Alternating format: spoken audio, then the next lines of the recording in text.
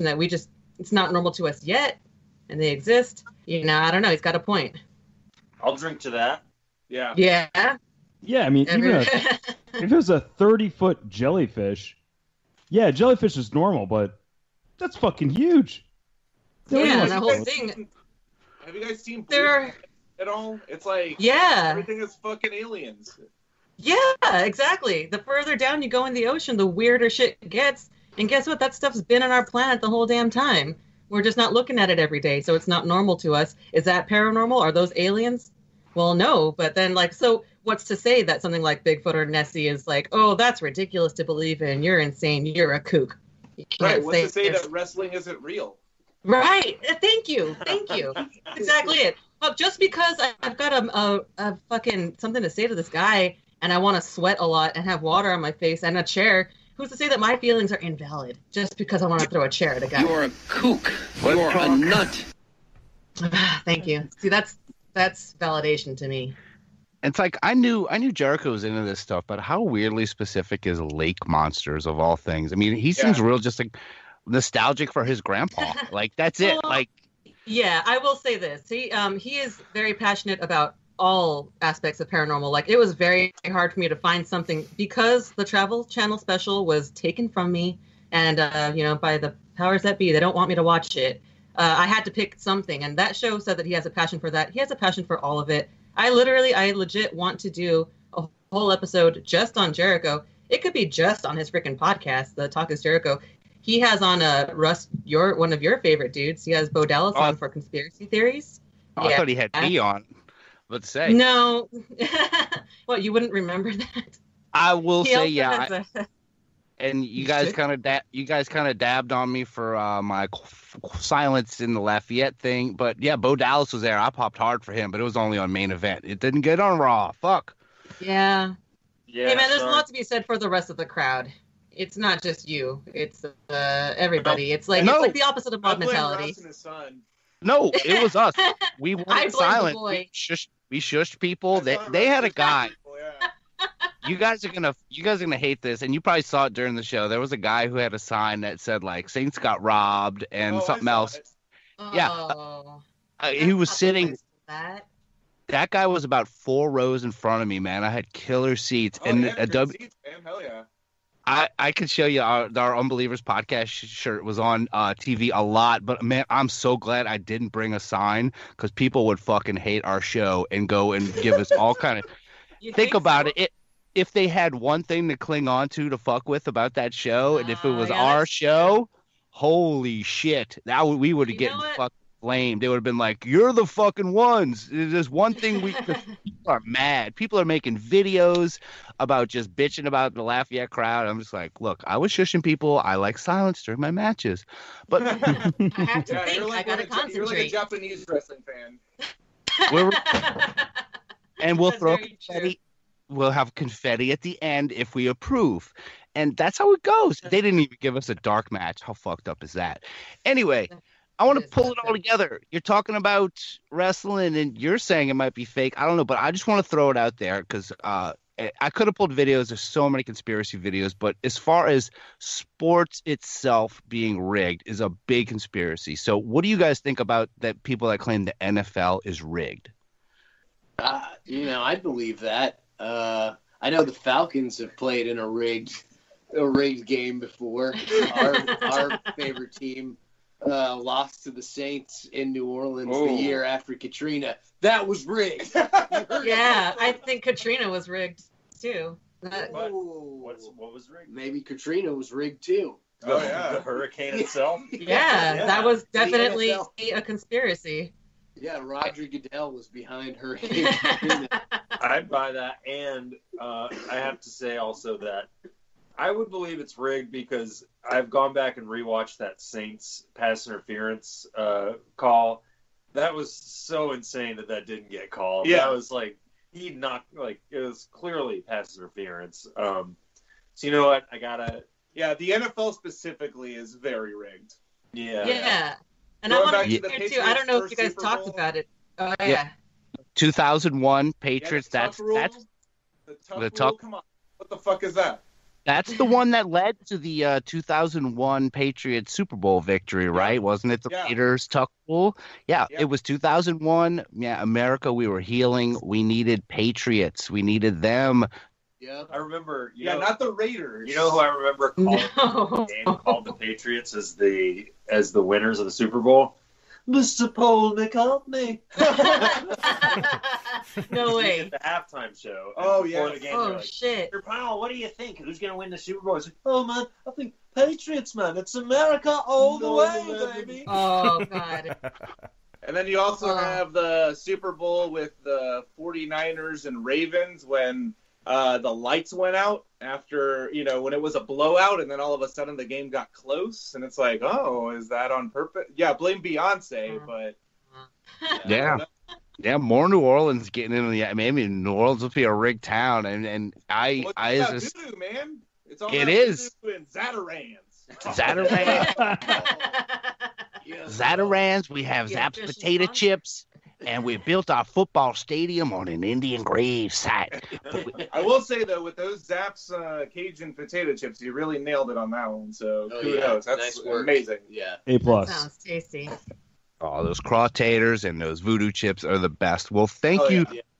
Thank you so much, Sports Lords, for coming on and doing just a sport-filled episode. We are really happy to have you guys. And I want all of y'all, go listen to the Sports Lords. Do you guys have anything to say before we get out of here?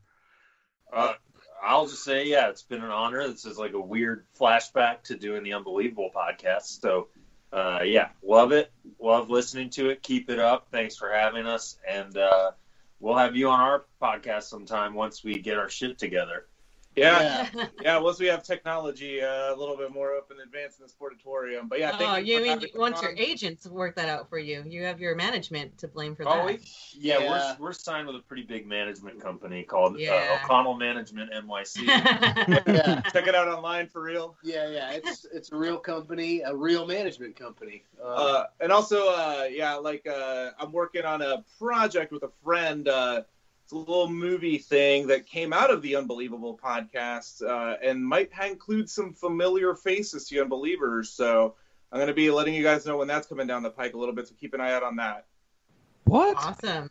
Sounds great. Real, this is not a joke. That's really exciting. What a wicked tease. Yeah, this seriously. Is a I can confirm, although, I can't say anything more. Oh, my manager will kill me. Shut the fuck up, Kevin.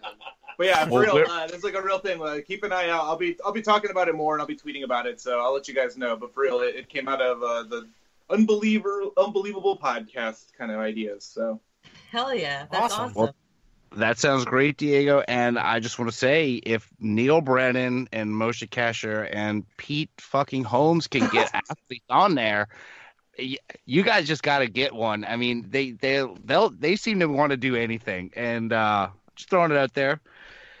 You could probably get someone up and coming, and just make them talk about the time that the some fucking alien diddled them in the fistered them. Okay, that's all we want to hear about ever. That is a good idea. You know what? We should use. We'll talk about it off. We'll talk about it off mic.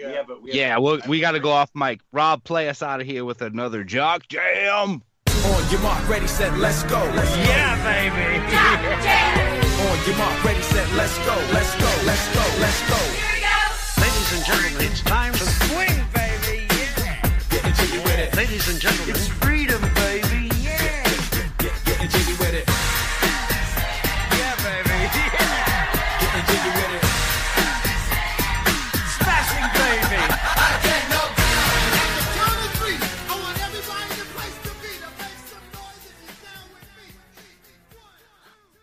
Wow, that was our episode of Sports Strangeness with the Sports Lords. That was a lot of fun, guys. Those guys are awesome.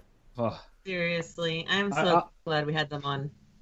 I idolize them, truly. I do as well. A sports idol, yeah. If they had posters, if they had jerseys with numbers on the back and their names, I would buy at least one of them. No, I'd buy all three. Yeah. Yeah, if mine said like Sports Surf I'll be number 2 or 3. I could be number 1, but you guys are definitely up there 2. I could be number 1.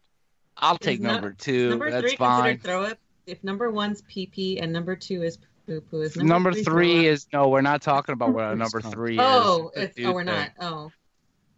That's something that NBA players do when they get in the room with each other and they're scared of ghosts, and they go take a number 3 while someone's watching a ghost. But yeah, Jude, how fun was that? Just getting to chill with. I mean, we got Kevin Cobbs, like a full guest on the show with Diego and Jimmy. That was awesome, huh?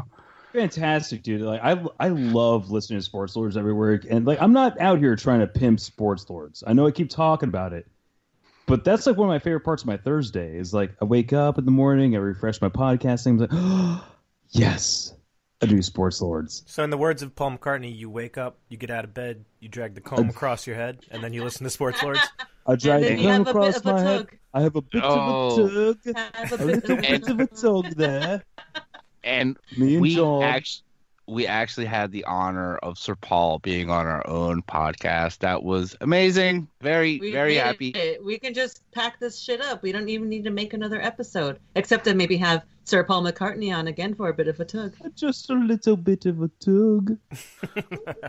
No, we will, of course, be back next week with something that will make it weird. Like, we'll be the Pete Holmes of Pete Holmesing. We'll make it weird. How fucking... Oh, my God. Apologies again for having you have to hear Pete Holmes' annoying laughter, but it was all part of a story. It's the only way we could hear about Aaron Rodgers and his UFO case. But yeah, that was it. That was Sports Strangeness. You got any thoughts, Rob or Drea? Yeah, well, I just want to echo my same sentiment. Can we please have an episode just focusing on Jericho or WWE in general? A lot of the people in the company believe in this stuff. I could see a full WWE episode. That would be fun. Maybe not just Y2J, but yeah, we'll do so much stuff on there. Check out Talk is Jericho if you guys haven't. Dude, I can enlist Unbeliever Frank in this, and he knows this is the perfect merger of his worlds. Nice. The WWE and the Unbelievable kind of stuff. Well, we can definitely find.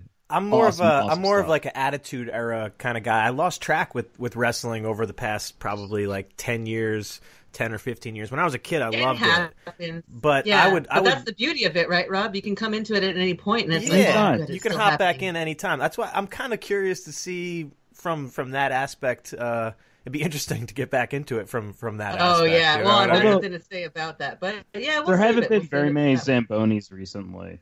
Just like if you're like a Stone Cold kind of guy. Oh man, Stone Cold said so because Stone Cold said so. Yeah, there hasn't been any kind of great Shockmaster debuts or anything like that. But it's not like those things go away. Those things are always there, and we're going to talk about them. So it was great doing Sports Strangeness. And we got to hear some great jock jams. And our favorite people, Kevin, Diego, and Jimmy, thank you so much. Go listen to Sports Lords. Go give them 5-star reviews. And Lords with the Z. Don't forget to mention it. Sports SS and then Lords with a Z. The Z is important. Really important.